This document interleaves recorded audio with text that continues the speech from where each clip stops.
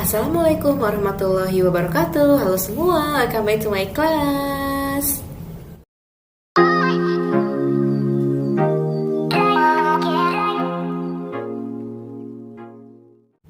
Bagaimana kabarnya? Semoga sehat selalu ya. Kemarin kita sudah belajar tentang pengertian gaya dan macam-macam gaya. Sekarang kita belajar manfaat gaya. Kita akan banyak belajar manfaat gaya, yaitu gaya magnet, gaya gravitasi, dan gaya gesek. Bisa dibuka bukunya halaman 102.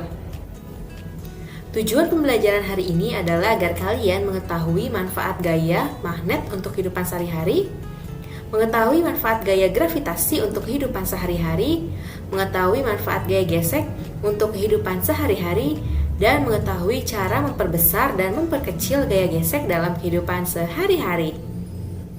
Sudah siap? Ayo kita mulai.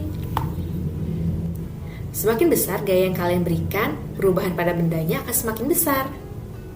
Seperti kemarin contohnya, jika kalian mendorong meja dengan mendorong lemari, pasti akan lebih besar gaya ketika kalian mendorong lemari. Karena lemari lebih berat daripada meja. Kita akan mempelajari tentang manfaat gaya magnet, gaya gravitasi, dan gaya gesek dalam kehidupan kita sehari-hari. Mungkin kalian sering melakukannya, tapi kalian tidak sadar bahwa itu termasuk pada gaya magnet, gaya gravitasi, atau gaya gesek. Pertama adalah gaya magnet. Gaya magnet banyak digunakan dalam kehidupan kita sehari-hari, dan magnet dapat menarik benda-benda yang terbuat dari besi. Contoh gaya magnet adalah seperti ujung gunting untuk memudahkan mengambil jarum jahit, karena gunting dan jarum memiliki gaya magnet karena mereka terbuat dari besi.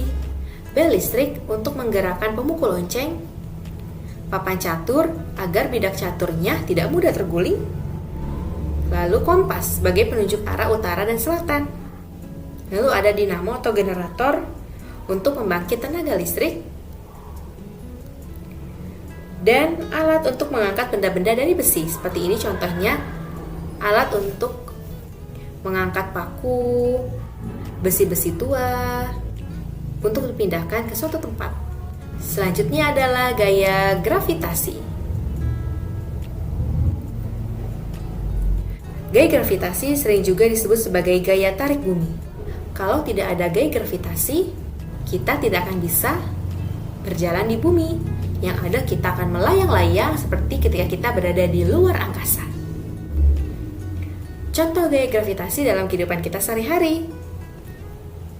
Misalnya, benda di bumi tidak akan terlempar keluar angkasa karena gaya gravitasi menahan benda-benda yang ada di bumi tetap berada pada tempatnya. Benda-benda di bumi memiliki berat sehingga tidak melayang-layang, dan kita dapat berjalan di atas tanah. Kalau bumi tidak memiliki gaya gravitasi, kita akan melayang-layang atau berjalan seperti di bulan. Benda-benda jika dijatuhkan dari ketinggian tertentu akan bergerak turun menuju bumi. Misalnya ketika buah yang jatuh dari pohon, boleh terlempar ke atas lalu akan kembali lagi ke bawah. Dan gaya gravitasi dimanfaatkan juga dalam olahraga terjun payung dan terbang layang. Dan yang ketiga adalah gaya gesek. Ini adalah gaya yang sering kita manfaatkan dalam kehidupan sehari-hari tanpa kita sadari. Contoh gaya gesek adalah misalnya rem pada sepeda. Adanya gaya gesek antara rem sepeda dengan roda sepeda menyebabkan laju sepeda semakin pelan dan akhirnya berhenti. Jadi sebenarnya gaya gesek itu adalah gaya untuk memperlambat gerak benda. Alas kaki pada sendal atau sepatu kalian. Coba deh perhatikan alas kaki pada sendal atau sepatu kalian. Pasti bawahnya berulir seperti ini kan, dan menggunakan bahan karet. Kenapa? Agar tidak mudah terpeleset di lantai yang licin. Lalu ada gaya gesek antara amplas dengan kayu, gergaji dengan kayu. Gaya gesek antara amplas dan kayu yang dilakukan oleh tukang kayu dapat menghaluskan kayu. Dan gaya gesek antara gergaji dengan kayu saat memotong kayu. Ternyata selain memberikan manfaat, gaya gesek juga dapat merugikan. Misalnya, gaya gesek yang terlalu besar pada mesin motor dapat mempercepat kerusakan motor. Oleh karena itu, agar gaya gesek tidak merugikan, maka gaya gesek pada suatu benda dapat diperbesar dan diperkecil. Bagaimana caranya ya? Pertama, cara memperkecil gaya gesek. Pertama dengan memakai pelumas. Pelumas dapat mengurangi gesekan yang terjadi pada mesin sehingga mesin tidak cepat rusak. Misalnya, menggunakan oli pada kendaraan agar mesin tidak cepat panas. Memperkecil luas permukaan. Gaya gesek dapat diperkecil dengan memperkecil luas permukaan bendanya.